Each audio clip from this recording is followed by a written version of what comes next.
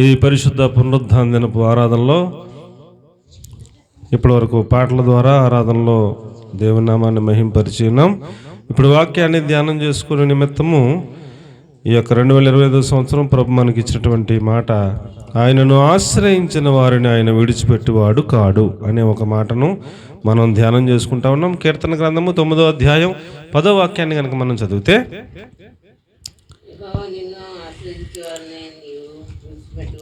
యెహోవా నిన్ను ఆశ్రయించు వారిని నీవు విడిచిపెట్టువాడవు కావు అని దేవుని వాక్యం మనకు తెలియజేస్తుంది. పోయిన వారం కూడా ఇదే వాక్యాన్ని మనం ధ్యానం చేసుకున్నాం.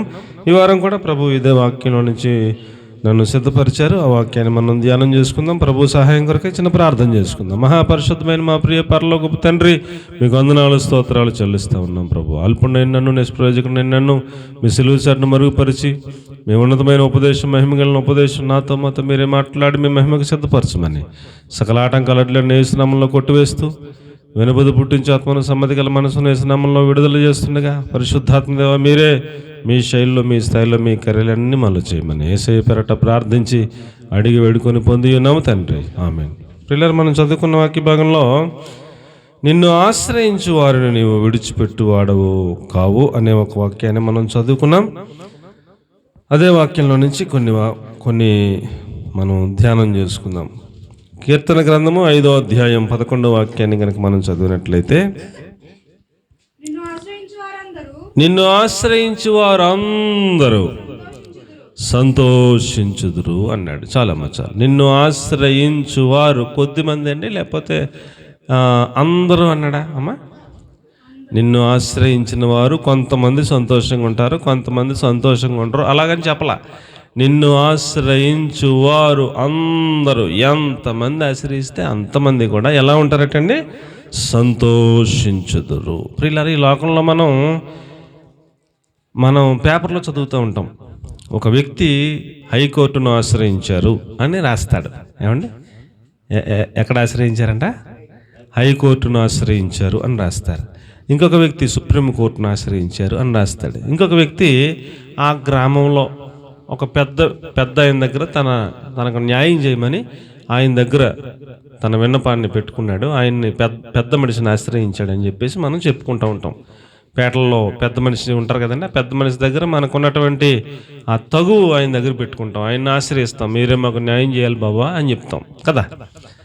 ఇలాగున ఈ లోకంలో మనము ఎక్కడ ఆశ్రయించినా, ఎవరిని ఆశ్రయించినా వారు అందరినీ సంతోషపరచలేరు. అందరినీ సంతోషపరచలేరు. ఇప్పుడు ఒక పెద్ద మనిషి దగ్గరికి వెళ్ళి తగు ఏర్పాటు చేశారనుకోండి, ఇద్దరిలో ఒకరికే కదా న్యాయం చెప్తాడైనా. ఒకరికి సంతోషం కలుగుతుంది, ఇంకొకరికి ఏం కలుగుతుంది? బాధ కలుగుతుంది కదా. ఇద్దరిని సంతోష పెట్టడం మనుషుల వలన అవుతుందండి.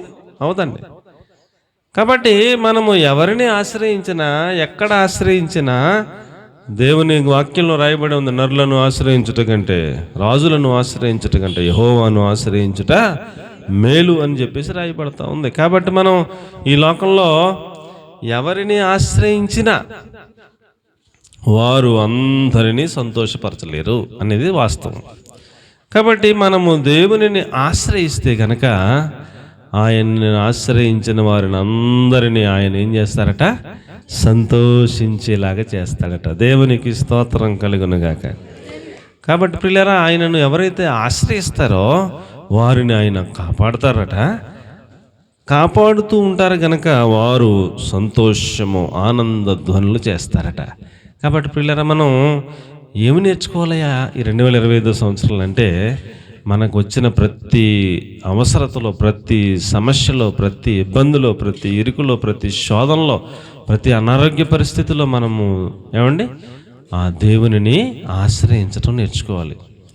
దేవుని మీద ఆధారపడటం నేర్చుకోవాలి.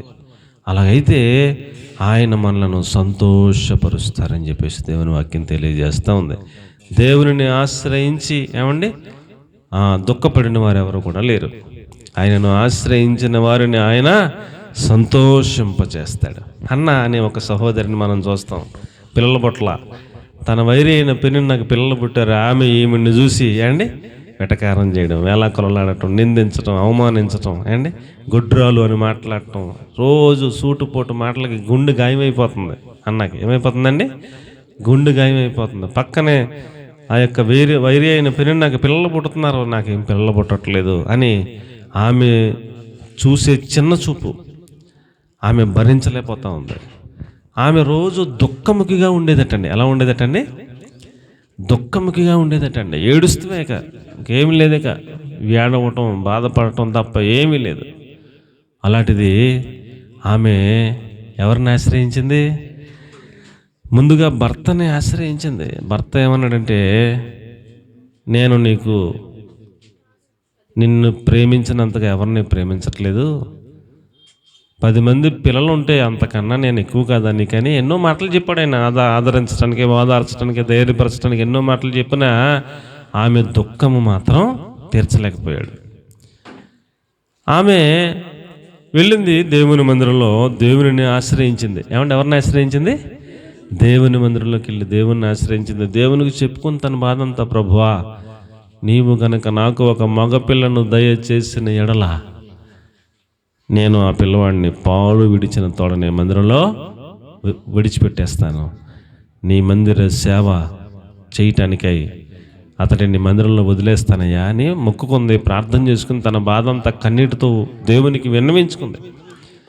ఎప్పుడైతే దేవుని ఆశ్రయించిందో, ఎప్పుడైతే దేవునికి చెప్పుకుందో, దేవుని మీద ఆధారపడిందో, ఆ ఏలి అనేటువంటి ప్రవక్త, యాజకుడు, అతడు ముందుగా అనుకున్నాడు, ఈమె ఎవరో వచ్చి మత్తురాలై ఉన్నట్టుంది, చాలాసేపటి నుంచి మందిరంలో ఉంది, వెళ్తలేదు, చాలా ఎక్కువగా మద్యపానం సేవించి మత్తురాలై అలాగ నిద్రపోతుందేమో అని, ఏమ్మా ఎంతసేపు మత్తురాలవై ఉంటావు, లేగా వెళ్ళిపో అని ఆయన కొంచెం కఠినంగా మాట్లాడితే ఈమె అన్నారు, అయ్యా నేను మత్తురాలనగా లేను, నా దుఃఖం, నా హృదయంలో ఉన్న వేదనంతా దేవునికి చెప్పుకుంటున్నానయ్యా అని అన్నప్పుడు ఆయన, అయ్యయ్యో బిడ్డ, అలాగా నీవు మనము చేసిన దాన్ని యెహోవా నీకు అనుగ్రహించును గాక అన్నాడు ఆయన యాజకుడిగా ఉండి.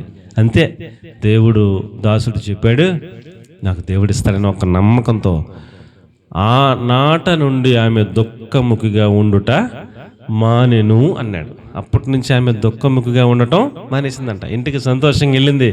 సంవత్సరం తిరగకుండా ఆమె కౌగిట సమూయేలు అనేటువంటి ఒక బాలుడు పుట్టాడు. పాలు విడిచిన తోడని తీసుకొచ్చి మందిరంలో పెట్టేసింది. సమూయేలు యెహోవాకు పరిచర్య చేయవాడాయను అని చెప్పి రాసి పెట్టారు.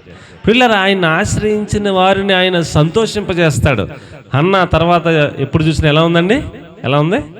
సంతోషంగా ఉంది. దుఃఖం పోయింది, దుఃఖ దినములు సమాప్తమైపోయినాయి. ఆనందింపజేశాడు దేవుడు, సంతోషింపజేశాడు. ఆమె అవసరత తీర్చాడు, ఆమె అక్కర తీర్చాడు. ఆయనను ఆశ్రయించిన వారిని ఆయన ఆయన విడిచిపెట్టువాడు కాదు. అది మన మూలపాఠం. ఆయన విడిచిపెట్టేసే దేవుడు కాదు. కాబట్టి ఒక రాజుగారు, హిజ్కియా అనే రాజుగారు, క్యాన్సర్ పుండు వచ్చింది వీపు మీద. క్యాన్సర్ పుండు వస్తే చచ్చిపోతాం, ఇంకా బతకడిక. ప్రవక్త ఒక ఆయన్ని దేవుడు పంపించాడు. ఆయన వచ్చి చెప్పాడు, అయ్యా నీ దీపమో చక్కబెట్టేసుకొని నీ పని అయిపోయింది అని చెబితే ఇతడు గోడ వైపు తిరిగి దేవుణ్ణి ఆశ్రయించాడు. ఏం చేశాడండి? నేను రాజుని కదా, అవతల రాజ్యాన్ని కబురు పెడతాను, ఎక్లేసిన మందులు రప్పిస్తాను, ఎక్లేసిన వైద్యులను రప్పించుకుంటాను, ఈ మాటలేం మాట్లాడకుండా, ప్రభువా నీ సన్నిధిలో యథార్థ హృదయున్నాయి, సత్యముగా ఎలా ప్రవర్తించాను ఒక్కసారి జ్ఞాపకం చేసుకోయ్యా అని గోడ వైపు తిరిగి కన్నీళ్లతో దేవునికి ప్రార్థన చేసి దేవుణ్ణి ఆశ్రయించాడు. నా మీద ఆధారపడ్డావు కాబట్టి నాన్న నీకు ఇంకో 15 సంవత్సరాలు ఆయుష్ని ఇస్తున్నానులే అన్నాడు. ఆ వ్యాధి ఎలా తగ్గుతుంది? అప్పటి వరకు వైద్యులకు కూడా తెలియదు, మందులు లేవు. కానీ దేవుడు చెప్పాడు, అంజూరపు ముద్ద ఒకటి తెచ్చుకుని గాయం మీద పెట్టుకోమను, తగ్గిపోదని చెప్పాడు ప్రవక్త ద్వారా. అతగాడు అంజూరపు ముద్ద తెచ్చుకుని గాయం మీద పెట్టుకున్నాడు. 3వ రోజునే లేచి మందిరానికి వెళ్ళి దేవుడిని మహింపరిచాడు. 15 సంవత్సరాలు బతికాడు. కాబట్టి ప్రియులరా, దుఃఖముతో ఇంకా అయిపోయింది నా పని అనుకున్న వాళ్ళు దేవుని ఆశ్రయించి సంతోషం వారు పొందుకున్నారు. వారి యొక్క వ్యాధులు తగ్గాయి. వారి యొక్క అవసరతలు, గొడ్రాలుగా ఉన్న వారికి బిడ్డలను ఇచ్చాడు దేవుడు. వారిని సంతోషింపజేశాడు. ఇలా చెప్పుకుంటూ వెళ్తే ఎన్నో ఉన్నాయి. ఏమండి, మన అవసరత ఏంటో, నీ అవసరత ఏంటో, నా అవసరత ఏంటో ఎవరిది వారికి తెలుసు కనుక మనము ఆయన మీద ఆధారపడటం నేర్చుకుంటే, ఆయనను ఆశ్రయించడం నేర్చుకుంటే ఆయన మనలను సంతోషింపజేస్తాడు. నీ పరీక్షల గురించిన భయమా? నీకు ఇల్లు లేదని భయమా? నీ వ్యాపారం నష్టం వస్తుందని భయమా? లేకపోతే నీకు ఇంకా వివాహ వయసు వచ్చిన సరి అయిన భాగస్వామి దొరకడేమని భయమా? లేకపోతే మీ అప్పుల గురించిన భయమా? ఏమిటో నీ భయం ఏంటో, నీ సమస్య ఏంటో నాకు తెలియదు. కానీ నీవు ఆయనను ఆశ్రయించటం నీవు నేర్చుకుంటే గనక, ఆయన మీద ఆధారపడటం నీకు చేతనైతే గనక, ఆయన నీ సమస్యను తీర్చి నిన్ను ఏం చేస్తాడట? సంతోషింపచేస్తాడు, ఆనందింపజేస్తాడు. ఆయనను ఆశ్రయించు వారిని ఆయన విడిచిపెట్టువాడు కాదు. మనుషులైనా విడిచిపెట్టేస్తారు, బంధువులైనా విడిచిపెట్టేస్తారు, రక్త సంబంధికులను విడిచిపెట్టేయచ్చు. ఎవరి అవసరతలను బట్టి వారు స్నేహం చేస్తారు. అవునంటారా కదంటారా? బంధువులకి వాళ్ళకి అవసరం ఉంటే స్నేహం చేస్తారు, వచ్చి బంధుత్వం కలుపుతారు. లేకపోతే ఎంత బంధువుడైనా మనం వెళ్తే మొఖం చోటేస్తారు, మనకి ఏమండి తేడాగా మాట్లాడతారు. మనము ఎవరిని ఆశ్రయించినా మనలను సంతోష పెడతారో పెట్టరో నేను చెప్పలేను. కానీ మనము దేవుని ఆశ్రయించడం మనకు చేతనైతే ప్రియులరా, ఆయన మనల్ని ఏం చేస్తాడట? ఖచ్చితంగా సంతోషింపజేస్తాడు, ఆనందింపజేస్తాడు అని దేవుని వాక్యం మనకు తెలియజేస్తూ ఉంది. ఆ సంతోషం ఎక్కడి నుంచి వస్తుందంట? సంతోషం ఏమండి, సంతోషం ఎలా తెలుస్తుంది? నవ్వడం ద్వారా తెలుస్తుంది కదా. ఆ ముఖంలో ఆ ఫీలింగ్, ఆ ముఖ కవలికలు, ఆ నవ్వు ఏమండి, ఆ సంతోషం ముఖంలో కనపడుతూ ఉంటుంది. మీరు ఏదన్నా జోక్ వేశారనుకోండి, ఆ జోక్కి నవ్వుతారు. ఎవరైనా ఎటువంటి నవ్వుతారు. ఆ జోకు వేసిన కాసేపు అందరూ సంతోషంగా కనపడతారు. తర్వాత మళ్ళా కాసేపు, ఆ క్షణం, ఒక నిమిషం నవ్వుతారు. తర్వాత మళ్ళీ వాళ్ళ బాధలన్నీ గుర్తొస్తాయి, మామూలు అయిపోతారు. ఒక వ్యక్తి సంతోషంగా ఎప్పుడు ఉంటాడు? ఒక వ్యక్తి 24 గంటలు సంతోషంగా ఉండగలడా అని అంటే, ఈ లోకంలో సంతోషం లేకే, సంతోషం కోసమే సినిమాలకు వెళ్ళే వాళ్ళు చాలామంది ఉన్నారు. అవునంటారా కదంటారా? ఒక 2 గంటలు 3 గంటలు మర్చిపోదాం, మన కష్టాలు మర్చిపోయి, బాధలు మర్చిపోయి సంతోషంగా ఉందాం అని సినిమాలకు వెళ్ళే వాళ్ళు ఉన్నారు. కాసేపు మర్చిపోతుంటారు. లేకపోతే ఈ బాధలు దిగమింగుకోవడానికి, మర్చిపోవడానికి ఏమండి ఏదో ఇందులోనూ సమయాన్ని గడుపుతూ ఉంటారు. ఒక్కొక్కడికి ఒక్కొక్క సంతోషం కదా ఏమండి. షాపింగ్లో కొంతమంది సంతోషం ఏమండి, కాసేపు షాపింగ్ చేసినప్పుడు చాలా ఆనందంగా సంతోషంగా ఉంటారు. మళ్ళీ ఇంటికి వచ్చే కానీ బాధలు మామూలే.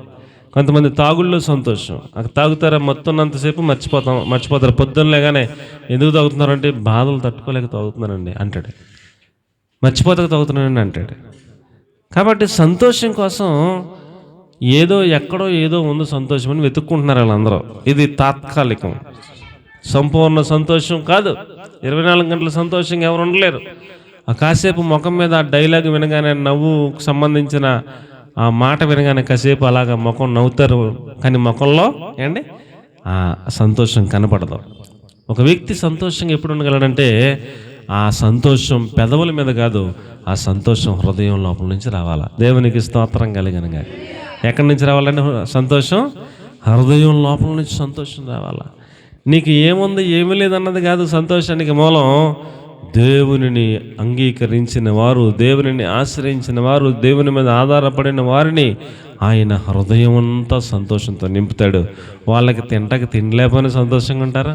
వాళ్ళకి ఏమున్నా ఏమి లేకపోయినా సంతోషంగా ఉంటారా అండి? వారి ముఖంలో ఆ ఆనందం, ఆ తేజస్సు, ఆ మహిమ కనపడతా ఉంటుంది. దేవునికి స్తోత్రం కలిగిన గాని దేవుడు చెబుతున్నాడు ప్రియులారా, నిర్గమాకాండం 4వ అధ్యాయం 14వ వచనంలో, అతడు హృదయమందు సంతోషించాడట. ఎందులో సంతోషించాడటండి? ఆ మోషే ముఖమును చూడగానే అహరోను హృదయమందు సంతోషించాడు అని చెప్పి రాయబడి ఉంది అక్కడ. కాబట్టి ప్రియులారా, మనము హృదయములో సంతోషంగా ఉండాలి. మనము హృదయమందు సంతోషించులాగున దేవుడు మన హృదయాన్ని సంతోషంతో నింపుతాడని చెప్పేసి దేవుని వాక్యం తెలియజేస్తూ ఉంది. ఉందండి అక్కడ నిర్గమాకాండం 4:14 ఉందా? మోషే అహరోను లేడా? బాగుగా మాట్లాడగలడు. నేను ఎరుగుదును, వస్తున్నాడు. అతడు నిన్ను చూచి తన హృదయమందు, దేవుడే చెప్పేస్తున్నాడు, నిన్ను చూడగానే మీ అన్న ఆయన అహరోను హృదయంలో సంతోషిస్తూ ఉంటాడు అని చెప్పాడు. కాబట్టి పిల్లరా, ఒక వ్యక్తి ఎక్కడ సంతోషపడాలా? ఎక్కడ సంతోషపడాలి? లేనిపోని నవ్వు పెదవుల మీద తెచ్చుకుని అని నవ్వి ఆ కాసేపు మళ్ళీ తర్వాత ముఖమంతా మార్చేసుకోవడం ఏమండి, ఈ లోపల హృదయం లోపల ఉన్న విచారములను బట్టి ముఖం కనపడుతూ ఉంటుంది. హృదయం నిండిన దాన్ని బట్టి నోరు మాట్లాడుతుంది. ముఖ కవలికలను బట్టి అతడు లోపల ఏమనుకుంటున్నాడో పసిగట్టచ్చు కదా అండి. అలా బాధలో ఉన్నారా, సంతోషంలో ఉన్నారా, దుఃఖంలో ఉన్నారా, వాళ్ళ పరిస్థితి ఏంటన్నది ముఖం చెప్పేస్తూ ఉంటుంది కదండి.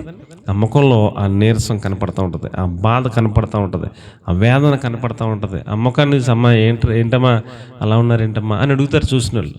ఆ ముఖంలో కనపడిపోతూ ఉంటుంది అనమాట. మన హృదయం నిండా సంతోషంతో నింపబడితే ఆ సంతోషం ఎక్కడ కనపడుతుంది? ఈ ముఖంలో కనపడిపోతుంది అనమాట అండి. కాబట్టి పిల్లరా, దేవుడు ఆయనను ఆశ్రయించిన వారిని హృదయము సంతోషింపజేస్తాడు. ఎక్కడండి? హృదయంలో సంతోషాన్ని ఇస్తాడు. ఆ హృదయంలో ఉన్న సంతోషం ముఖంలో కనపడుతూ ఉంటుంది. మీరింత సంతోషంగా ఉండటానికి కారణం ఏంటండి? మీకేం బాధలు లేవా అని మనల్ని చూసిన వాళ్ళు అడుగుతారు. అడిగితే కాసేపు కూర్చోబెట్టి నా బాధలన్నీ చెప్తారు వింటావని చెప్పి మొదలు పెడితే మన బాధలన్నీ ఆడేడుతాడు. అన్ని బాధలు ఉంటాయి మనకు కూడా, బాధలు లేకుండా ఉన్నాం కానీ సంతోషం ఉంటుంది. ఎలాగ ఉంటుంది ఏండి? మన బాధలన్నీ ఉన్నా మన హృదయాన్ని దేవుడు దేంతో నింపుతాడు? సంతోషంతో నింపుతాడు. కాబట్టి ఆయనను ఆశ్రయించు వారిని ఆయన ఏం చేస్తాడటండి? విడిచిపెట్టువాడు కాదు.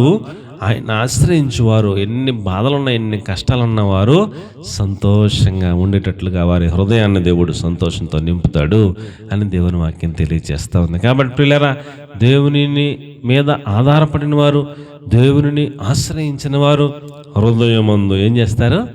సంతోషింపజేస్తాడు దేవుడు అని దేవుని వాక్యం తెలియజేస్తూ ఉంది. చూడండి, ఇంకా నిర్గమాకాండం 18వ అధ్యాయం 9వ వాక్యాన్ని కనుక మనం చూస్తే, నిర్గమాకాండము 18వ అధ్యాయము 9వ వచనంలో, యెహోవా ఐగుప్తీయుల చేతిలో నుంచి విడిపించి ఇశ్రాయేలులకు చేసిన మేలంతటిని గూర్చి విని ఇత్రో సంతోషించాడు అని చెప్పి రాయబడతా ఉంది. కాబట్టి పిల్లరా, దేవుడు మనలను శత్రువుల చేతుల నుంచి విడిపించి మనలను నడిపించుట ద్వారా ఈ విషయాలు ఎవరైతే వింటారో ఆ విన్నటువంటి వారందరూ కూడా దేవుడు వారికి చేసిన మేలులను బట్టి వారు సంతోషిస్తారని దేవుని వాక్యం తెలియజేస్తూ ఉంది. ఇప్పుడు మీకు ఏండి దేవుడు ఏదన్నా చేసిన మేలును బట్టి, మీకు దేవుడు చేసిన మేలును బట్టి విన్నటువంటి మేము అందరం కూడా ఏం చేస్తాం? దేవుడు వారికి ఇంత మేలు చేశాడని మేము కూడా సంతోషపడతాం.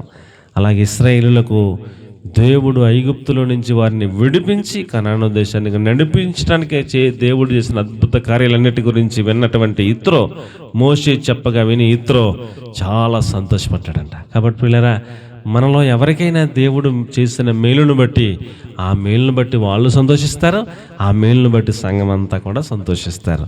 కాబట్టి దేవుడు మనకి ఎలా సంతోషింపజేస్తాడంట? హృదయంలో సంతోషాన్ని నింపి మనం సంతోషించేలా చేస్తాడంట. ఇంకెలా సంతోషింపజేస్తాడంట? మనలను కాపాడుట ద్వారా సంతోషింపజేస్తాడంట. ఇంకెలా సంతోషింపజేస్తాడంట? మనకు చేసిన మేలును బట్టి సంతోషింపజేస్తాడంట. కాబట్టి పిల్లరా, మనకు దేవుడు ఏం చేస్తాడటండి? మేలులు. చెప్పండి ఏంటి? మేలులు చేయుట ద్వారా మనలను సంతోషింపజేస్తానని చెప్తున్నాడు. ఇంకా ద్వితీయోపదేశకాండం 12వ అధ్యాయం 7వ వాక్యాన్ని కనుక మనం చూస్తే, ద్వితీయోపదేశకాండం 12వ అధ్యాయం 7వ వచనంలో, అతడి చేతి పనులన్నిటిలోనూ సంతోషం. అది ఆశీర్వదించి చేసి మీ చేతి పనులన్నిటి యందు సంతోషించవలెను అంటాడు. మన చేతి పనులన్నిటిలో మనము సంతోషించులాగున దేవుడు మనకి అలాగున ఏర్పాట్లు చేస్తాడు. దేవునికి మహిమ కలుగునుగాక. ప్రియులరా, మనము చేతి పనులు అంటే ఒకరేమో తాపి పని చేస్తారు, ఒకరేమో ఏమండి బ్రాడ్ బిల్డింగ్ పని చేస్తారు, ఒకరేమో ఇసుక మోసే పని చేస్తారు, ఒకరేమో ఏమండి పొలం పని చేస్తారు, ఒకరేమో టైలరింగ్ పని చేస్తారు, ఒకరేమో వ్యాపారం చేస్తారు, ఒకరేమో ఉద్యోగం చేస్తారు. ఏదో నీ చేతిలో పని, ఏ పనో ఆ పనిలో నీకేముండాలంటండి? సంతోషం ఉండాలంట. చాలామంది పని చేస్తుంటారు కానీ ఆ పనిలో వారికి ఏముండదో? సంతోషం ఉండదు. ఎందుకనంటే వ్యాపారం చేస్తుంటారు, వ్యాపారంలో ఆయన ఆశించినంత లాభం రాకపోతే ఆయనకి ఏముండదో? సంతోషం ఉండదు. పొలం పనికి వెళ్తారు, కష్టపడతారు, ఏమండి వాళ్ళకి సంతోషం ఉండదు. ఏమండి, అలాగే వారు చేస్తున్నటువంటి ఉద్యోగం చేస్తూనే ఉంటారు, పై అధికారి ఒత్తిళ్ళ వలన వారికి ఏముండదు, సంతోషం ఉండదు. వారు చేస్తున్న పని ఏదో, ఆ పని వలన వారికి ఏముండదటండి, సంతోషం ఉండదటండి. అయితే దేవుడు చెప్తున్నాడు, ఆయనను ఆశ్రయించిన వారిని, ఆయన మీద ఆధారపడిన వారికి వారి చేతి పని ఏదైతే అది ఆ పనిలో వారికి ఏమిస్తాడటండి, సంతోషంనిస్తాడట. దేవునికి స్తోత్రం కలిగిన గాక. కాబట్టి మనం చేస్తున్న పనిలో మనము ఆనందించేలాగా, మనము సంతోషించేలాగా ఆ పనిని దేవుడు ఆశీర్వదిస్తూ ఉంటాడు. దేవునికి మహిమ కలుగును గాక. ఏమండి, యోసేపు చేతికి పోతీఫరు ఏమండి ఏది అప్పగిస్తే దాన్ని దేవుడు ఆశీర్వదిస్తున్నాడంట. ఏ పని అప్పచెప్తే ఆ పని దేవుడు ఆశీర్వదిస్తున్నాడంట. ఆ అధ్యాయం ఈరోజు ఉదయం చదువుకున్నాను నేను, మళ్ళీ మొదలెట్టాను అది కాను. ఆ ప్రకటన వరకు అయిపోయింది, చాలాసార్లు అయిపోయింది, మళ్ళీ మొదలెట్టాను మళ్ళీ అది కాను. ఆ అధ్యాయం పొద్దున్న చదువుకున్నాను నేను. అతడి చేతికి ఏది అప్పగిస్తే అది దాన్ని దేవుడు ఆశీర్వదిస్తున్నాడంట. ఆ బానిసగా కొనుక్కున్నాడు పోతీఫరు యోసేపుని. బానిస పిల్లడు కొనుక్కొని ఏదో ఆ పని ఏ పని చేయని అప్పు చెప్తున్నాడు. ఏ పని అప్పగిస్తే ఆ పని ఆశీర్వాదకరంగా ఉంటుందంట, దేవుడు దాన్ని ఆశీర్వదిస్తున్నాడంట. యెహోవా యోసేపుకు తోడై ఉండుట పోతీఫరు చూసి అతని చేతిలో ఏ పని పెడితే ఆ పనిని దేవుడు ఆశీర్వదించడం చూసి తన ఇల్లంతటిని యోసేపు చేతిలో పెట్టి అధికారిగా చేశాడంట. ఒక బానిస పిల్లని ఏం చేశాడండి, అధికారిని చేశాడంట ఇంటికి. ఇప్పుడు పోతీఫర్ ఇంట్లో ఎన్ని పనులు చేసినా, ఎంతమందితో చేయించినా అండి, మొత్తం అధికారి ఎవరో, యోసేపు అధికారిగా. రై పొలం పనికి వెళ్ళి పొలం చేసిరా, రై ఆ పాలు పితికిరా, రై ఆ పొలం పని గడ్డి కోసుకురా, ఇవన్నీ మనవడే చేసేవాడు ఫస్ట్. ఇప్పుడు ఎంతమంది పనివారు ఉన్నారు వాళ్ళందరికీ అతడు బాస్ అయిపోయాడు, అందరితో పని చేయించున్నాడు. ఏ పని అతడి చేతిలో పెడితే ఆ పనిని దేవుడు ఆశీర్వదిస్తున్నాడు. పొలంలోకి వెళ్తే పొలం ఆశీర్వాదం, పాడి పశువుల దగ్గరికి వెళ్తే పశువుల ఆశీర్వాదం, అతడి చేతిలో ఏది పెడితే ఆశీర్వాదం అయిపోతుంది. ఇది చూసిన పోతీఫరు అసలు ఇంట్లో ఏముందో ఏం లేదు మొత్తం మర్చిపోయి యోసేపు చేతిలో పెట్టేసి అతను వచ్చి అది మొద్దున వెళ్ళిపోతున్నాడంటే ఏం పట్టించుకోవట్లేదంట, ఏం పట్టించుకోవట్లేదు. అంత నమ్మకం వచ్చేసింది యోసేపు మీద. కాబట్టి మన చేతి పనిని దేవుడు ఏం చేస్తాడంట చెప్పండి, ఆ చేతి పనిని ఆశీర్వదించుట ద్వారా ఆ చేతి పనిలో నీకు సంతోషాన్ని కలిగిస్తానంటున్నాడు. కాబట్టి ప్రియులారా, ఇంత ఆశీర్వాదం ఎందులో ఉంది, ఆయనను ఆశ్రయించిన వారికి ఇలాగ సంతోషం ఉంటుందని దేవుని వాక్యం తెలియజేస్తూ ఉంది. కాబట్టి ప్రియులారా, ఈ లోకంలో సంతోషం అనేది చాలా విలువ పెట్టి కొనలేనిది. ఏమంటే డబ్బు పెడితే వచ్చేది కాదు సంతోషం అంటే. అలాగైతే డబ్బులు ఉన్న వాళ్ళందరూ కొనుక్కొని సంతోషపడుతూ ఉంటారు. ఈ సంతోషం అనేది దేవుడిచ్చేది. అందుకని శాంతి లేక, సమాధానం లేక, సంతోషం లేక ఏమండి ఎన్నో పనులు చేస్తూ ఉంటారు లోకంలో డబ్బులున్న వాళ్ళే. కానీ వాళ్ళకి ఏం దొరుకుతలేదు, సంతోషం దొరకట్లా. దేవుడిని ఆశ్రయించిన వారికి, ఆయన మీద ఆధారపడిన వారికి ఆయన హృదయం అంతా సంతోషంగా నింపుతాడు. వారి చేతి పనులన్నింటిలో కూడా సంతోషం ఇస్తాడు. వారు పని చేస్తూనే చాలా సంతోషంగా చేస్తారంట పని. ఆ సంతోషంగా చేస్తున్న వారిని చూసిన మిగిలిన వారు ఆ సంతోషం మాకు కూడా కావాలని వారిని అడుగుతారు, ఈ సంతోషం ఎలాగ నీకు వచ్చిందని. అప్పుడు వారి అనుభవాన్ని చెప్పినప్పుడు వారు కూడా ఆ సంతోషం కోసం దేవుని దగ్గరికి వచ్చి ఆయనను ఆశ్రయించి ఆ సంతోషాన్ని పొందుకోవాలన్నట్టు దేవునిని ఆశ్రయించిన వారికి ఆయన సంతోషాన్ని ఇస్తాడని దేవుని వాక్యం తెలియజేస్తూ ఉంది. అలాగే ద్వితీయోపదేశకాండం 12వ అధ్యాయం 18వ వచనంలో చూస్తే ఆయన సన్నిధిలో సంతోషం. స్థలంలోనే మీరు భోజనం చేయాలా,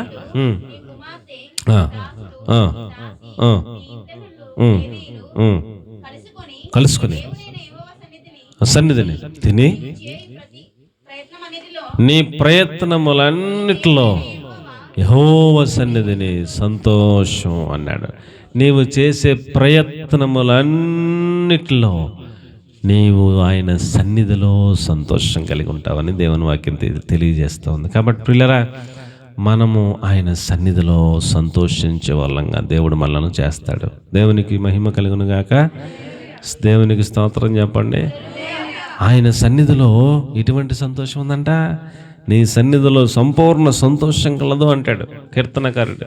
ఏమండి, ఆయన సన్నిధిలో ఏముందటండి, ఆ సంతోషములోనే ఇంకా సంపూర్ణ సంతోషం. సగం సంతోషం, పావు సంతోషం, ముప్పావు సంతోషం కాదు. ఆయన సన్నిధిలో ఎంత సంతోషం ఉందంటండి? సంపూర్ణ సంతోషం ఉంది అని మాట్లాడతాడు. కాబట్టి ప్రియులారా, ఆయనను ఆశ్రయించిన వారిని ఆయన ఏం చేస్తాడటండి? చెప్పండి ఏం చేస్తాడట? ఆయన కాపాడుట వలన ఆయన సంతోషింపజేస్తాడు, ఆనందింపజేస్తాడు. ఏమండి ప్రియులారా, ఈరోజు నేను బ్రతుకున్నానంటే, ఈ రోజు నేను బ్రతుకున్నానంటే దేవుని మహాకృప. ఎన్నో సందర్భాల్లో నేను చనిపోవాలా? నా వైపు చూడండి. ఎన్నో సందర్భాల్లో నేను చనిపోవాలి. చిన్నప్పుడే గోదావరిలో ఈత కొడతా ఉంటే చచ్చిపోతే మునిగిపోయేవాడిని. నా స్నేహితుడు నన్ను పట్టుకుని ఒడ్డుకు తీసుకొచ్చాడు. ఆ రోజున ఆడు కనుక నన్ను పట్టుకుని తీసుకురాకపోతే చిన్నప్పుడే చాప్టర్ క్లోజ్ అయిపోయేది. లారీ 3 సార్లు 4 సార్లు గుద్దింది. వెనక నుంచి వచ్చేటప్పుడు 2-3 సార్లు, ముందు నుంచి వచ్చి ఒకసారి గుద్దింది. 4 సార్లు గుద్దినా నాకెంత దెబ్బ కూడా తగల్లా. అద్భుతంగా దేవుడు కాపాడుతూ వచ్చాడు. ఒకసారి స్కూటర్ రోడ్డు గుద్దేసి ఇక్కడ నుంచి అక్కడికి ఈడ్చుకెళ్ళిపోతే కాలంతా కొట్టుకుపోయింది చిన్నప్పుడు, కానీ ప్రాణాపాయం అయితే ఏమీ అవలా. ఒకసారి గెడ్డమంతా కొట్టుకుపోయింది పడిపోతే, కావిడి తెత్త ఇదంతా మొత్తం రక్తమే. మోకాలు 2 ఒకసారి దెబ్బతగిలినాయి. మోకాలుకి పొట్టేశారు, ఇక్కడ ఏదో పెట్టారు. 10 రోజులు 15 రోజులు రెస్ట్లో ఉండాల్సి వచ్చింది, కానీ ఏ ఎముక కూడా విరగలేదు. మరలా అన్ని దేవుడు కృప చూపించాడు. ఆయన కాపాడతాడు. ఏం చేస్తాడండి? ఆయన కాపాడి సంతోషింపజేస్తాడు. ఆయన కాపాడకపోతే దుఃఖమే, అవునా కదా? ఆయన కాపాడకపోతే దుఃఖమే. ఆయన కాపాడుట వలన సంతోషింపజేస్తాడు. ఆయనను ఆశ్రయించిన వారిని, ఆయన మీద ఆధారపడిన వారిని ఆయన సంతోషింపజేసే దేవుడు అని దేవుని వాక్యం తెలియజేస్తూ ఉంది. గట్టిగా దేవునికి స్తోత్రం చెప్పండి. హల్లెలూయా. ఈ దినము దేవుడు మనకిచ్చిన మాటల్లో మొదటి మాట, ఆయన ఆశ్రయించిన వారిని ఆయన సంతోషింపజేస్తాడు. రెండవ మాట ఏమిటంటే, కీర్తన గ్రంథం 31వ అధ్యాయం 19వ వచనం. కీర్తన గ్రంథము 31వ అధ్యాయము 19వ వచనం. నీ యందు భయభక్తులు గలవారి నిమిత్తం నీవు దాచి ఉంచిన మేలు ఎంతో గొప్పది. ప్రియులారా, ఆయనను ఆశ్రయించిన వారి నిమిత్తము దేవుడు సిద్ధపరిచిన మేలులు ఉన్నాయంట. ఏమున్నాయంటండి? సిద్ధపరిచిన మేలు. ఏ మేలు చెప్పండి? నీవు కనుక దేవుని ఆశ్రయించడం నువ్వు నేర్చుకుంటే, దేవుని ఆశ్రయించిన బిడ్డగా నీవు ఉంటే, నీ కోసం దేవుడు మేలులు సిద్ధపరిచి ఉంచాడంట. అది ఎప్పుడు ఇవ్వాలో అప్పుడు ఇస్తాడంట. నీకు ఎప్పుడు ఇవ్వాలో, ఏ టైంలో ఇవ్వాలో, ఎప్పుడు ఏది నీకు అవసరం అవుతుందో ఆ యొక్క మేలులను దేవుడు ఆయన ఆశ్రయించిన బిడ్డల కోసం మేలులను సిద్ధపరిచి దాచి ఉంచాడంట. టయానికి ఇస్తాడంట. దేవునికి మహిమ కలుగును గాక. కాబట్టి ప్రియులారా, పాల్ యాంగిచో గారు అనే ఒక ఆయన చెబుతారు, ఆయనకి సేవ ప్రారంభంలో ఇలాగ బల్లవట్లేదంట. వాకింగ్ చెప్పడానికి, పడుకోవడానికి మంచం లేదంట, సువార్తకి వెళ్ళాలంటే చిన్న సైకిల్ కూడా లేదంట. ఆయన సంఘస్థులందరితో చెబుతూ మాట్లాడుతూ, ఈ ఒక బల్ల కోసం ప్రార్థన చేయండి, ఈ ఒక సైకిల్ కోసం ప్రార్థన చేయండి, ఈ యొక్క ఒక మంచం కోసం ప్రార్థన చేయండి, నేను ప్రార్థన చేసుకుంటున్నాను, దేవుడు నాకు 3 ఇచ్చేసాడు అన్నాడంట. ఒక వారం 2-3 వారాలు ప్రార్థన చేశాక దేవుడు మనం ప్రార్థన చేస్తున్న మంచము, బల్ల, సైకిల్ ఇచ్చేసాడు అన్నారంట ఆయన. అంటే సంఘస్థులందరూ అయ్యగారు ఎక్కడ ఉన్నాయండి అని అడిగారంట. నా కడుపులో ఉన్నాయంట. ఎక్కడ ఉన్నాయంట? కడుపులో ఉన్నాయంట. తల్లి గర్భంలో బిడ్డ ఉన్నప్పుడు కనపడుతుందా అని? కనపడదు. మరి ఎప్పుడు కనపడుతుంది? 9 నెలలు అయ్యాక, గర్భము దినములని నిండాక, డెలివరీ అయ్యాక బిడ్డ కనపడుతుంది, అంతే కదా. నా కడుపులో ఉన్నాయి, 9 నెలలు పోయాక చూడండి 3 వస్తాయని చెప్పాడంట. అలాగా అందరూ ప్రార్థన చేస్తున్నారు, విశ్వాసంతో దేవునికి స్తుతులు చెబుతున్నారు. ప్రభువా, మీరు ఆ 3 ఇచ్చినందుకే మీకు స్తోత్రం అని చెబుతున్నారు. అలాగా ఇంచుమించు కొంతకాలం గడిచాక దేవుడే ఒక అతనితో మాట్లాడి రాత్రి దర్శనం ఇచ్చి మాట్లాడాడంట. పలానా పాల్ యాంగిచో అనే పేరుని పడుతుందంట ఆయనకి. ఆయన దగ్గరికి వెళ్ళి ఒక మంచం కొని పట్టుకెళ్ళి ఇచ్చేయని చెప్తున్నాడంట దేవుడు. అడిగి ఎవరికైతే దేవుడు మాట్లాడుతున్నాడో అతగాడు లేచి ఎవరు మాట్లాడారని చూస్తే ఎవరూ లేరు. ఎవరో లేరు. మళ్ళీ పడుకున్నాడంట. దేవుడు మళ్ళీ లేపాడంట. మళ్ళీ లేపి మళ్ళీ చెప్తున్నాడంట, పాల్ యాంగిచో గారికి పట్టుకెళ్ళి ఏమి ఇవ్వాలి? మంచం ఇవ్వాలని చెప్తున్నాడంట. మళ్ళీ పడుకున్నాడంట. మళ్ళీ దేవుడు మళ్ళీ లేపుతున్నాడంట. ఈ రాత్రి అంతా ఏం లేదు, అతనికి నిద్ర లేదు, ఒకటే మాట వినపడుతుంది. ఇక తెల్లారకుండా లేచి ఇప్పుడు కనుక నేను పట్టుకెళ్ళి మంచం అయిపోతే నాకు 24 hours ఇదే వినపడలేక ఉంది మాట అని చెప్పేసి గబగబా తెల్లారి 7 అవ్వకుండా అండి ఎక్కడ ఏ షాప్ తీస్తారని మంచం షాప్ దగ్గరికి వెళ్ళి ఆ మంచం కొనుక్కొని యాంగిషో గారి ఆ యొక్క అడ్రస్ తెలుసుకుని పట్టుకెళ్ళి తలుపు కొట్టాడంట. తలుపు తీసి చూస్తే పాల్ యాంగిషో గారు అంటే మీరేనా అంటే అవును నేనే అన్నాడంట. ఇగోండి అయ్యగారు రాత్రి నుంచి నాకు నిద్ర లేదు, ఎవరో నన్ను లేపుతున్నారు, మంచం పట్టుకెళ్ళేమంటున్నారు, చూస్తే ఎవరు ఉండట్లేదు, అయ్యగారు ఈ మంచం తీసుకుని నా కోసం ప్రార్థన చేయండి అని ఇచ్చేసాడంట. చిన్న ప్రార్థన చేసి పంపేయడంట ఆయన. మళ్ళీ ఇంకొక ఆయనకి తర్వాత రోజు రాత్రి అండి దేవుడే లేపి సైకిల్ పట్టుకెళ్ళమని చెప్తున్నాడంట. అలాగే 3 వ్యక్తులు, ఒక ఆయన సైకిల్, ఒక ఆయన మంచం, ఒక ఆయన బల్ల పట్టుకొచ్చి ఆయనకి ఇచ్చారట. అలాగ దేవుడు ఎవరి ద్వారా ఇప్పించాలో ఆయన ఇప్పిస్తాడు, వారు పట్టుకొస్తారు, వారు ఇస్తారు. అలాగే ఇవ్వటం ద్వారా దేవుడు వారిని దీవిస్తాడు, ఆశీర్వదిస్తాడు. ఈయన ప్రార్థన చేసిన ప్రార్థనకి జవాబులు ఆయన ముందే సిద్ధపరిచాడు. మేలు దేవునికి మహిమ కలుగునుగాక. నీకేం మేలు అవసరమో, నీకేది అవసరమో అండి, ఒక్కొక్కరికి ఒక అవసరం ఉంటుందిగా అండి. మనవరాల కోసం ప్రార్థన చేయమంటారు, భర్త కోసం ప్రార్థన చేయమంటారు, పరీక్షల కోసం ప్రార్థన చేయమంటారు, ఆరోగ్యం కోసం ప్రార్థన చేయమంటారు కదండి, వారికి ఉన్న అప్పుల కోసం ప్రార్థన చేయమంటారు. నీకున్న మేలు ఏమిటో ఆ మేలు ఏమండి ఆయనను ఆశ్రయించడం నేర్చుకో. నీ కోసం ఆయన సిద్ధపరిచే మేలు ఉంచుతాడు, టయానికి ఇస్తాడు. దేవునికి స్తోత్రం కలిగినగా. కాబట్టి ప్రియులరా ఆయన మేలులు సిద్ధపరిచాడు. ఎఫెసీ పత్రిక 2వ అధ్యాయం 10వ వచనం. ఎఫెసీ పత్రిక 2వ అధ్యాయం 10వ వచనం. ఆయన సిద్ధపరిచిన నడుచుకున్న వల్లని దేవుడు ముందుగా సిద్ధపరిచిన సత్క్రియలు చేయుటకై క్రీస్తు యేసునందు సృష్టింపబడిన వారమై ఆయన చేసిన పని అయి ఉన్నాము అంటాడు. ముందుగా సిద్ధపరిచిన సత్క్రియలను చేయటం కోసం మనం సృష్టింపబడ్డామట. దేవునికి మహిమ కలుగునుగాక. హల్లెలూయా. కాబట్టి ప్రియులారా మనకి దేవుడు ముందుగా సిద్ధపరిచిన మేలులు ఉన్నాయి, సత్క్రియలు వలన ముందుగా సిద్ధపరుస్తున్నాడట దేవుడు మేలులు. కాబట్టి ప్రియులారా మనం ఏమండి దేవుడు మీద ఆధారపడటం, ఆయనను ఆశ్రయించడం నేర్చుకుంటే ఆయన మన కోసం మేలులు సిద్ధపరుస్తాడు. ఏం సిద్ధపరుస్తాడు చెప్పండి? ఈ లోకంలో ఉన్న ఒక తండ్రి ఆయనకు పుట్టిన కొడుకుల కోసం, కూతుర్ల కోసం ఏమండి సిద్ధపడుతున్నారా లేదా? అమ్మా సిద్ధపడుతున్నారా లేదా? ఇప్పుడు నేనే ఉన్నాను అనుకోండి, 3 బిడ్డలు దేవుడు నాకు ఇచ్చాడు. ఇప్పుడు నా ముందున్న కర్తవ్యం ఏమేంటి? నా 3 బిడ్డలకి ఉండటానికి ఇల్లన్నా ఉండాలా కదా. ఆడబిడ్డ ఉంది, ఆడబిడ్డకి పెళ్లి చేస్తాకే ఒక కొంత అమౌంట్ సిద్ధపరచాలా అని నాకు ఉంటుందా ఉండదా? సిద్ధపరచుకుంటానా లేదా? ఆ టైం వచ్చాడు సిద్ధపరచుకుంటానా? మరి మన కన్న తండ్రి మహాదేవుడు, మనల్ని సృష్టించిన దేవుడు, తల్లి గర్భంలో నిర్మించిన దేవుడు, ఆయనను ఆశ్రయించటం నేర్చుకుంటే చాలు.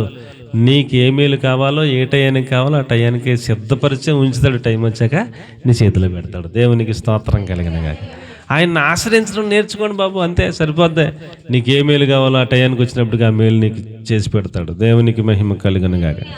ఒక తల్లిగారు ఆ కుమారుడికి స్టేట్ ఫస్ట్ రావాలని ఆశపడిందంట. ఏం ఫస్ట్ రావాలా? స్టేట్ ఫస్ట్ రావాలని ఆశపడిందంట. ఆశపడి ఎవరి మీద ఆధారపడింది? ఎవరి మీద ఆధారపడింది? ఆ టీచర్ల మీద ఆధారపడి ఏమంటే స్టేట్ లెవెల్లో ఇంకా ఈ పేపర్లో కరెక్ట్ చేస్తారు కదా, దుద్దుతారు కదా పేపర్లో, వాళ్ళ మీద ఆధారపడి ఇలాగ అడ్డదారులు వెళ్తే ఏమో చెప్పలేం. కానీ ఆమె దేవుని మీద ఆధారపడింది. ఎవరి మీద ఆధారపడిందండి? దేవుని మీద ఆధారపడింది. దేవుణ్ణి ఆశ్రయించింది. ప్రభువా నా కుమారుడికి స్టేట్ ఫస్ట్ రావాలా, నిన్నే ఆశ్రయిస్తున్నాను, నీ మీద ఆధారపడ్డామని ప్రతిరోజు ప్రార్థన చేసుకున్నారంట తల్లి బిడ్డ కూడా. నిజంగా ఫస్ట్ ఇయర్లో ఫస్ట్ ర్యాంక్ వచ్చేసాడు మనడు స్టేట్కి. సంఘంలో సాక్ష్యం చెప్పింది ఆవిడ. 2వ సంవత్సరం కూడా అదే ప్రార్థన చేశారంట. 2వ సంవత్సరం కూడా స్టేట్ పోస్ట్ వచ్చేసాడంట కుర్రాడు. అండి ఆయన ఆశ్రయించిన వారిని ఆయన చెప్పండి అమ్మా, ఆయన విడిచిపెట్టువాడు కాదు. మీకు ఏది అవసరమో అది ఆయన మీద ఆధారపడండి, ఆయన్ని ఆశ్రయించండి. ఆయన విడిచిపెట్టేవాడు కాదు. ఆయనను ఆశ్రయించిన వారి నిమిత్తం ఆయన దాచి ఉంచుతాడు మేలులు. అది ఆ టైం వచ్చినప్పుడు మనకి ఇస్తాడు. ఆ ఫస్ట్ ర్యాంక్ ఇస్తాడు, ఖచ్చితంగా ఇస్తాడు. కాబట్టి పిల్లల మీ అవసరత ఏమిటో మీకు ఆయన దాచి ఉంచాడు. అది మీకు టైం వచ్చినప్పుడు మీ కళ్ళ ఎదుట పెడతాడు. తండ్రి కూడా ఏండి ముందే సిద్ధపరుచుకుంటాడు. అది ఆ టైం వచ్చినప్పుడు పట్టుకొచ్చి ఎత్తాడు. ఇప్పుడు సైకిల్ కావాలా అండి? మా పాపకు సైకిల్ కొంటాను నేను. మా పాపకు సైకిల్ కొంటానా చెప్పండి. ఆ వయసు వచ్చినప్పుడు 5వ తరగతో 6వ తరగతి వచ్చినప్పుడు ఈ సైకిలేజ్కి వెళ్ళే అంత జ్ఞానం, దారిలో ఎడం వైపున వెళ్ళాలని, ఎదుటొచ్చి వాడిని తప్పించుకోవాలని, ట్రాఫిక్ రూల్స్ పాటించాలని, రోడ్డు దాటేటప్పుడు ఆగి ఏమీ వెళ్తలేదని చూసుకుని దాటాలని, ఇన్ని తెలివితేటలు వచ్చాక, ఆ వయసు వచ్చాక 6వ తరగతో 7వ తరగతి 8వ తరగతి వచ్చాక ముందు కొన్ని రోజులు కూడా వెళ్ళి అన్ని నేర్పించి అప్పుడు కొంటాం. అంతేనా? చిన్నప్పటి సైకిల్ కొని వెళ్ళిపోమ్మని ఇచ్చేస్తారా? ఇచ్చే తెలిపోయి ఎవడొకటి పెట్టేస్తారు, ఎక్కడ దగ్గర ఎవడో గుద్దేస్తారు, ఎదురు అయిపోతుంది కదా. ఎప్పుడు కొంటాం? ఆ వయసు వచ్చిన తర్వాత, ఆ జ్ఞానం వచ్చిన తర్వాత కొంటాం. అంతే కదా. మన కోసం దేవుడు కూడా సిద్ధపరిచిన మేలులు బోలని ఉన్నాయి. ఆయన ఆశ్రయించిన వారి కోసం, ఆయన మీద ఆధారపడిన వారి కోసం ఆయన బోలని మేలులు సిద్ధపరిచాడు. ఆయన దగ్గర కుప్పలు తెప్పలు ఉన్నాయి. ఆ టైం వచ్చినప్పుడు ఇస్తాడు. ఆయన ఆశ్రయించడం నేర్చుకుందాం. దేవునికి స్తోత్రం కలుగును గాక. హల్లెలూయా. ఇంకా ఆయన ఆశ్రయించిన వారి కోసం ఆయన సిద్ధపరిచిన మేలులు భూమి మీదే ఉన్నాయి బోళ్ళని, పరలోక రాజ్యం వెళ్ళాక చాలా ఉన్నాయంట. ప్రకటన గ్రంథం 22:12 ఆయన మన కొరకు జీతము సిద్ధపరుస్తున్నాడు అని చెప్పి రాశారు. ఏమి సిద్ధపరుస్తున్నాడంట? త్వరగా వస్తున్నాను, వాని క్రియలు చెప్పిన ప్రతి వానికి ఇచ్చుటకు నేను సిద్ధపరిచిన జీతము నా యొద్ద ఉన్నది. ఆయన ఏముందంటే ఆయన దగ్గర సిద్ధపరిచిన జీతము ఆయన యొద్ద ఉన్నది అన్నాడు. దేవునికి స్తోత్రం కలిగిన గాక. ఆయన మన కోసం ఏమి సిద్ధపరుస్తున్నాడు చెప్పండి అమ్మా. ఈ భూలోకంలో మనకి కావలసిన అవసరతల నిమిత్తము సిద్ధపరిచిన మేళ్ళు ఉన్నాయి, అవి ఇస్తూనే ఉంటాడు. పరలోకంలో మన కోసం ఏమి సిద్ధపరుస్తున్నారట అండి? జీతము సిద్ధపరుస్తున్నారట. రేపొద్దున మనం పరలోకం వెళ్ళినప్పుడు మనకి జీతం ఇస్తాడటండి. తర్వాత యోహాను సువార్త 14:3 మనం చూస్తే, మీకు పరలోకంలో స్థలము సిద్ధపరచ వెళ్ళుచున్నాను అంటూ చెప్తున్నాడు శిష్యులకి. ఏమి సిద్ధపరుస్తాడటండి? నేను వెళ్ళి మీకు స్థలము సిద్ధపరచడానికి వెళుతున్నాను అన్నాడు. ఇప్పుడు ఆయన మన కోసం ఏం సిద్ధపరుస్తున్నాడంట? జీతము సిద్ధపరుస్తున్నాడంట, స్థలము సిద్ధపరుస్తున్నాడంట. ఈ లోకంలో మనం చేసిన భక్తిని బట్టి మనకు ఒక వజ్ర వైడూర్య మరకతములతో ఒక గృహాన్నే ఆ స్థలంలో కడుతున్నాడంట. దేవునికి స్తోత్రం కలిగినగా. మనం చేసిన భక్తిని బట్టి మన ఇల్లు ఉంటుంది అనమాట అండి. ఇప్పుడు మన దగ్గర డబ్బులను బట్టే కదా ఇల్లు కడతారు. ఏమండి అమ్మా, ఇల్లు ఎలా కట్టుకుంటామండి? డబ్బులను బట్టే కదా. ఒక ఆయన ఏమో ప్లాస్టింగ్లు కూడా చేసుకోలేడు, ఒక ఆయన ప్లాస్టింగ్లు చేస్తాడు, సీలింగ్ చేస్తాడు, పెయింట్లు వేస్తాడు, టైల్స్ వేస్తాడు. డబ్బులు బట్టి కదా మనం కట్టుకుంటాం కదండి అండి. అలాగే మన భక్తిని బట్టి మనకి అక్కడ ఒక స్థలము, ఆ స్థలంలో ఒక ఇల్లు ఆయన కడతా ఉన్నాడటండి. కాబట్టి పిల్లరా, ఆయన మనకు సిద్ధపరిచిన మేలులు ఉన్నాయి. ఏమన్నా చెప్పండి? సిద్ధపరిచిన మేలులు పరలోకంలో కూడా ఉన్నాయి. మనకి జీతం ఉంది, మనకి ఒక స్థలము సిద్ధపరచడానికి వెళుతున్నాడు. అలాగే లూకాసు వార్త 2:31-32 సిద్ధపరిచిన రక్షణ అన్నాడు. ఏమి సిద్ధపరిచాడటండి? మనం లోకంలో పాపంలో కొట్టుకొని పోయి నరకం పోకుండా మన కొరకు రక్షణ సిద్ధపరచడానికే యేసు ప్రభుల వారే భూమి మీదకి వచ్చి మన కొరకు బలియాగమై మరణించి సమాధి చేయబడి తిరిగి పునరుద్ధరణుడై మరణాన్ని జయించి పాతాళాన్ని జయించి ఆయన పరమునకు ఆరోహణమై వెళ్ళి మన కొరకు రక్షణ సిద్ధపరిచాడు అని చెప్తున్నాడు.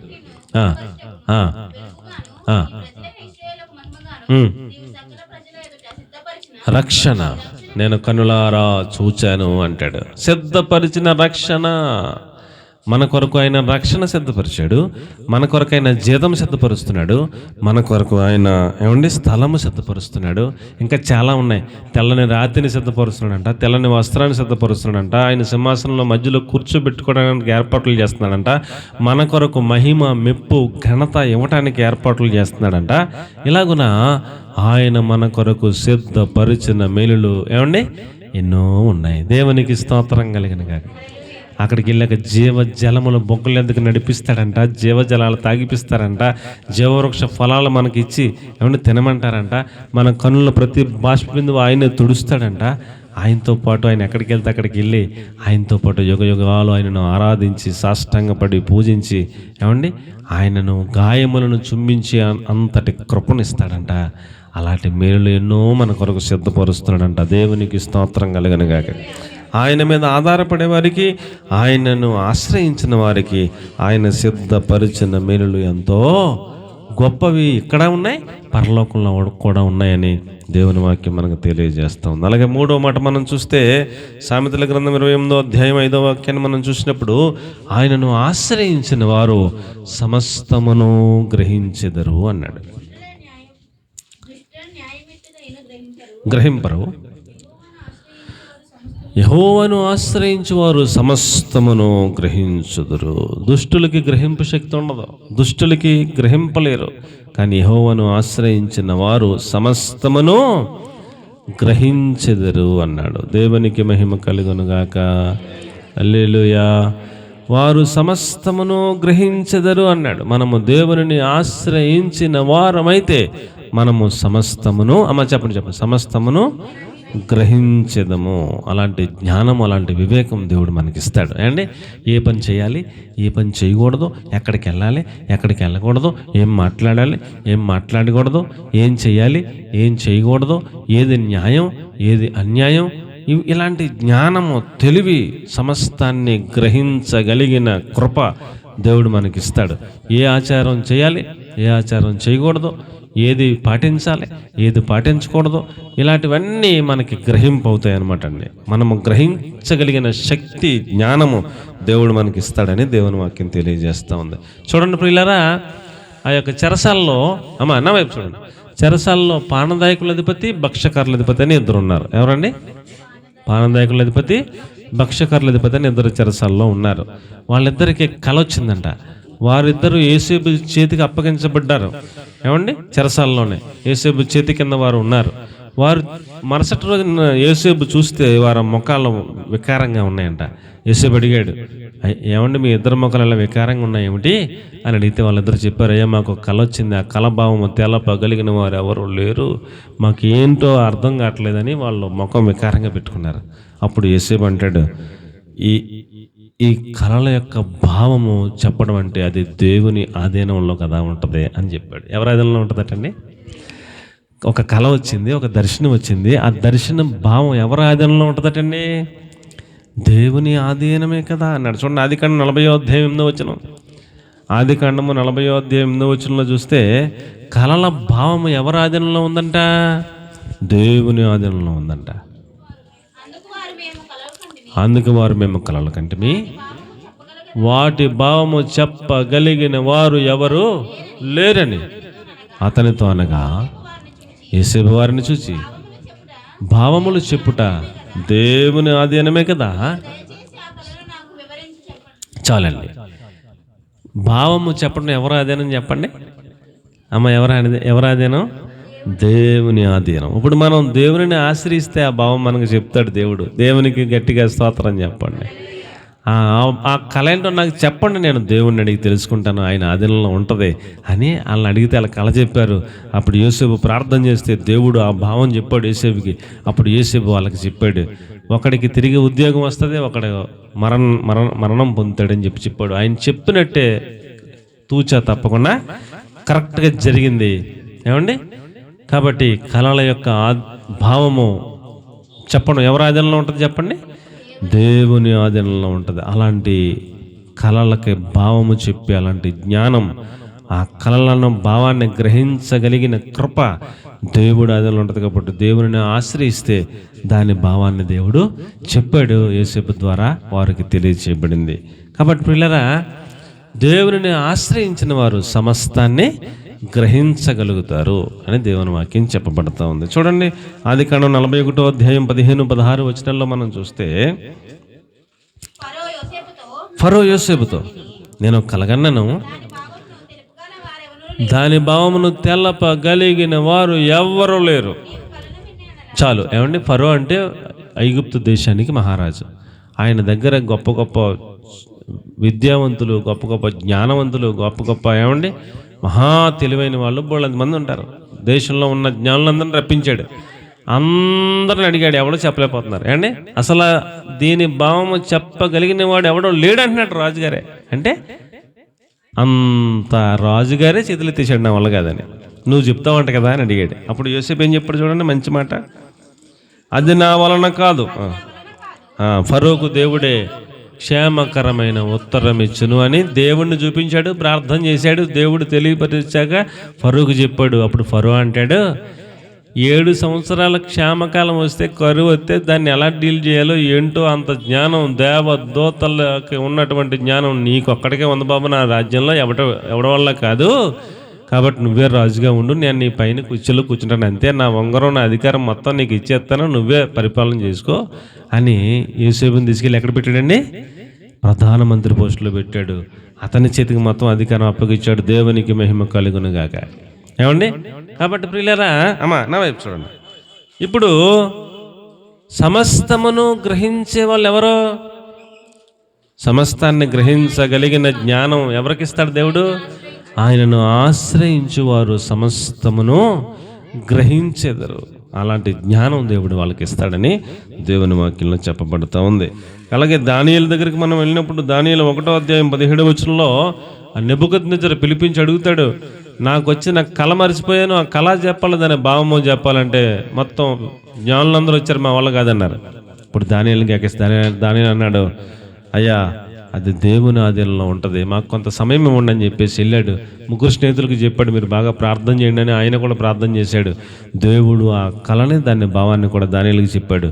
అప్పుడు దానియేలు వచ్చి, మీకు ఇలా కళ వచ్చింది, ఆ కళలో ఇలాగ ఉందని చెప్తే రాజుకి మబ్బిడిపోయింది. నాకు వచ్చిన కళ నేను మర్చిపోతే ఆ కళ ఉండదున్నట్టు చక్కగా చెప్పావని సాష్టాంగ పడిపోయాడు. ఏం చేశాడండి? రాజే దానియేలు ఎదుట సాష్టాంగ పడిపోయి, దేవదూతల వంటి జ్ఞానం నీకొక్కడికే ఉంది బాబా అని తన రాజ్యం అంతటి మీద అధికారిగా దానియేలుని పెట్టేశాడు. అండి 127 సంస్థానాల మీద ఉన్నటువంటి అధికారులందరూ కూడా వాళ్ళ పైన 3 అధికారులు పెట్టాడంట. వాళ్ళ 3 పైన ఎవరున్నారో 3లో పైన దానియేలు ఉన్నాడు. ఇప్పుడు ఏ ఫైల్ వచ్చినా ఫైనల్ సంతకం ఎవరు పెట్టాలా? దానియేలు పెట్టాలి. దానియేలు పెడితే పాస్ అయిపోయినట్టే. ఆ రేంజ్లో పెట్టేశాడు దానిని తీసుకెళ్ళి. నీకున్నంత జ్ఞానం ఎవరికి లేదురా బాబు, నువ్వు సమస్తాన్ని గ్రహించగలిగిన గొప్ప జ్ఞానం కలిగినడు అని ఆయన చేతిలో పెట్టాడు మొత్తం అధికారం అంతా తీసుకెళ్ళి. కాబట్టి ప్రియులారా, దేవుని ఆశ్రయించే వారిని దేవుడు ఏం చేస్తాడంట? సమస్తమును వారు గ్రహిస్తారు. ఏ సందర్భానికి ఏ పని చేయొచ్చు, ఏ పని చేయకూడదు అలా గ్రహిస్తారు. వాళ్ళకి ఆ జ్ఞానం దేవుడిస్తాడు. చాలామంది కొన్ని సంవత్సరాల నుంచి ప్రార్థనకు వస్తారు, కానీ ఏ పని ఎలా చేయాలో వాళ్ళకి అర్థం అవ్వదు. ఏ పని ఎలా చేయాలో వాళ్ళకి తెలీదు అండి. వాళ్ళు గ్రహించరు. ఇంకా లోక సంబంధమైన ఆచారాల్లోనే పనులన్నీ చేస్తూ ఉంటారు. వారికి గ్రహింపు రావట్లేదు. అంటే వారు ఎవరిని ఆశ్రయించట్లేదు? ప్రార్థనకు వచ్చేస్తున్నారు, వెళ్ళిపోతున్నారు, కానీ వారు దేవునిని ఆశ్రయించట్లా. మమ్మల్ని ఎవరైనా వచ్చి సలహా అడిగితే ప్రార్థనాపూర్వకంగా చెబుతాం, ఈ పని చెయ్యండి, ఈ పని చేయొద్దని. ఒక సహోదరి వచ్చి కువైట్ వెళ్ళాలనుకుంటున్నానండి అని అడిగితే ప్రార్థన చేసి చెప్పారు, వెళ్ళొద్దామా అని చెప్పారు. వినాలి కదా, వినకుండా వెళ్ళారు. వెళ్ళి మళ్ళీ తర్వాత ఫోన్లు చేసి, చాలా మీరు చెప్పారు కానీ వచ్చాను, కానీ చాలా కష్టాలు వచ్చేస్తున్నాయండి, చాలా బాధలు వచ్చేస్తున్నాయండి, చాలా యాతన పడిపోతున్నానండి, మీరు చెప్పినప్పుడు విన్నాను కదండి అని బాధపడిపోయి అత్తమానం ఫోన్ చేసి ప్రార్థన చేయమంటే, మరి చెప్పినప్పుడు విన్నాను కదండి. అది మీకు గ్రహింపు లేదు. గ్రహింపగలిగిన వారు ప్రార్థనాపరులు చెప్పినప్పుడు వినాలి కదా, వినరు. తర్వాత బాధపడి ఇలాగండి అలాగండి నేను ప్రార్థన చేయండి అంటే ఏం చేయగలం? అలాగే ఎవరైనా వచ్చి ఇలా చేద్దాం అనుకుంటున్నామండి, ఏం చేయమంటారని అంటే, వాక్యాన్ని ఎక్కువగా ప్రేమించి బిడ్డలంగా, దేవుని గురించిన కొంత అవగాహన కలిగిన బిడ్డలంగా ఏదైనా ఒక సలహా సూచన చెప్తే దాన్ని పాటించాల. దేవుని ఆశ్రయించిన వారు ఎలా ఉంటారటండి? సమస్తమును వారు గ్రహించెదరు. వారికి అర్థమైపోద్ది, మ్యాటర్ అర్థమైపోద్ది. ఏమి జరగబోతా ఉంది, ఏం చెయ్యాలి, ఏం చేయకూడదు, ఎక్కడికి వెళ్ళాలి, ఎక్కడికి వెళ్ళకూడదు, ఏం మాట్లాడాలి, ఏం మాట్లాడకూడదు, సమస్తాన్ని వారు గ్రహించగలుగుతారని దేవుని వాక్యం తెలియజేస్తాం. చూడండి, 1వ రాజుల గ్రంథం 3వ అధ్యాయం 11వ వచనం. 1వ రాజుల గ్రంథము 3వ అధ్యాయము 11వ వచనం. 1వ రాజుల గ్రంథం 3వ అధ్యాయం 11వ వచనం. ఎలాగూ సెలవిచ్చాను? దీర్ఘాయువునైనను ఐశ్వర్యంనైనను నీ శత్రువుల ప్రాణమునైనను అడుగక న్యాయమును గ్రహించుటకు వివేకము అనుగ్రహించమని నీవు అడిగావు కాబట్టి నీకు సమస్తమును ఇస్తానని చెప్పాడు. ఏమండి, న్యాయమును గ్రహించుటకు వివేకము అడిగాడు సొలొమోను. అడిగితే ఇచ్చాడు ఇవ్వలేదు దేవుడు? ఏమండి ఇచ్చాడు ఇవ్వలేదా? చిన్న పిల్లోడు ఇంత విస్తారమైన జనమునకు న్యాయము తీర్చుటకు కావలసిన వివేకం నాకు కావాలి ప్రభుని అడిగితే దేవుడు ఏం చేశాడండి? సమస్తాన్ని గ్రహించుటకు కావలసిన జ్ఞానాన్ని ఇచ్చాడు. దేవునికి స్తోత్రం కలుగునుగాక. హల్లెలూయా. ప్రియులారా, సొలొమోను జ్ఞానాన్ని చూస్తే మనకి చాలా అలాంటి జ్ఞానం కలిగిన వారు భూమి మీద ఇంకా పుట్టలేదు. అంత జ్ఞానాన్ని దేవుడు సొలొమోనుకి ఇచ్చాడు. చాలా మహాజ్ఞాని అని పేరు పొందాడు సొలొమోను రాజు. మచ్చుకు ఒక్కటి చెప్పాడు అండి. చాలా ఉంటాయి కానీ బైబిల్ గ్రంథంలో ఒకటి మనం బాగా తెలిసింది. ఇద్దరు స్త్రీలు వచ్చారంట. నా బిడ్డ అని ఆవిడంటుందంట, నా బిడ్డ అని ఈవిడంటుందంట.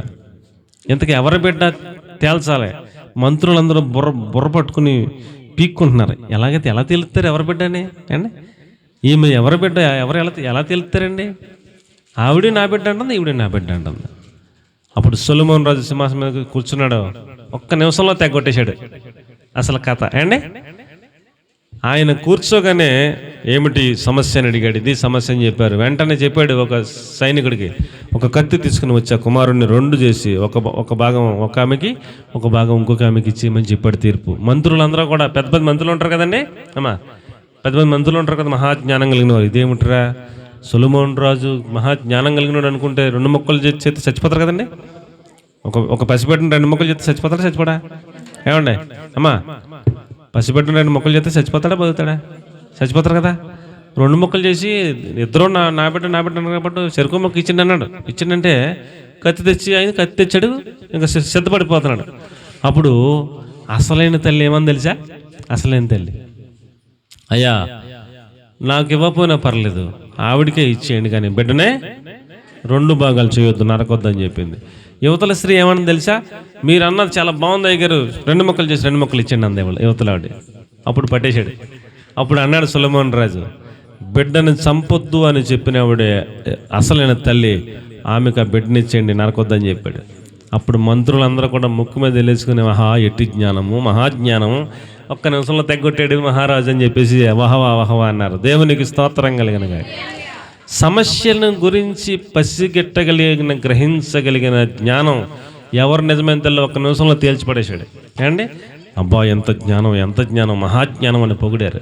కాబట్టి ప్రియులారా, ఆయనను ఆశ్రయించిన వారికి దేవుడు ఏమిస్తాడటండి? సమస్తమును గ్రహించగలిగిన జ్ఞానాన్ని ఇస్తాడని దేవుని వాక్యం తెలియజేస్తూ ఉంది. కాబట్టి ప్రియులారా, ఈ రోజున దేవుడు మనకు ఒక 3 మాటలు నేర్పిస్తూ ఉన్నాడు. చెప్పండి ఏంటది? ఆయనను ఆశ్రయించిన వారు సంతోషంగా ఉంటారు, ఆయన్ని ఆశ్రయించిన వారు సిద్ధపరిచిన మేలులన్నీ పొందుకుంటూ ఉంటారు, ఆయన్ని ఆశ్రయించిన వారు సమస్తమును గ్రహించగలుగుతారు. అలాగున పరిశుద్ధాత్మ దేవుడు మనందరినీ ఆయన్ని ఆశ్రయించు వారిగా సిద్ధపరిచి మనలను ఆశీర్వదించును గాక. ఆమేన్. అందరం ఆకరించిన చిన్న ప్రార్థన చేసుకుందాం. మహాపరిశుద్ధమైన మా ప్రియ పరలోకపు తండ్రి, మీకు వందనాలు స్తోత్రాలు చెల్లిస్తున్నాం ప్రభువా.